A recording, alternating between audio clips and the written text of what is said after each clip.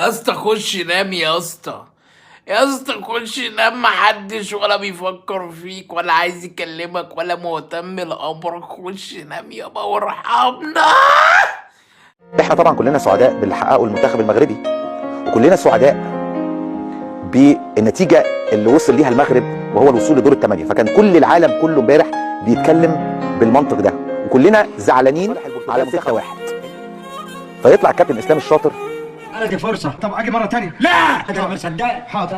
في قناه النادي الاهلي فيروح قايل لك ايه؟ هي النتيجه كام؟ 6-1.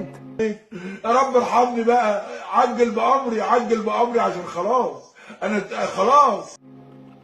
هو منتخب البرتغال كان لابس ايه؟ احمر، ومنتخب سويسرا كان لابس ايه؟ ابيض. لا يا عم عيب يا عم، استغفر الله العظيم يا رب. طيب طب تعالى اقول لك كده يا كابتن اسلام، يلي سايب بدل ما تكون زعلان على منتخب بلدك وزعلان على بلدك مش موجوده في كاس العالم، وتكون فرحان بالمغرب ولسه بتفكر في عقلك الباطن انت او غيرك بنتيجه 6-1. كفايه حرام حرام حرام كفايه حرام.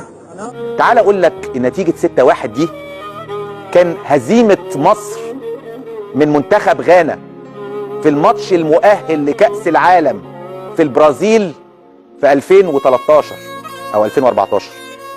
عارفين النتيجة خلصت كام؟ 6-1.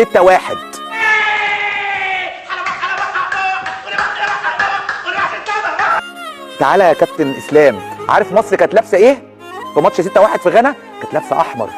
عارف غانا كانت لابسة ايه في الماتش اللي كسبت مصر فيه 6-1؟ كانت لابسة ابيض. انا مش فاهم يعني ايه اللطيف.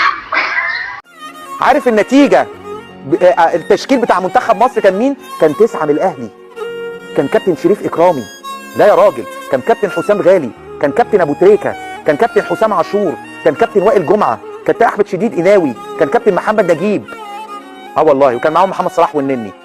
هل معنى كده ان الاهلي اللي اتغلب 6-1؟ لا، دي مصر. لا واضح انك فاهم. لابسين ايه؟ مصر كانت لابسه احمر وغانا كانت لابسه ابيض، ونتيجه 6-1، والتشكيل 9 من النادي الاهلي، وخسرنا 6-1 وخرجنا التاهل من كاس العالم، واحنا عمالين نفكر في ماتش محلي.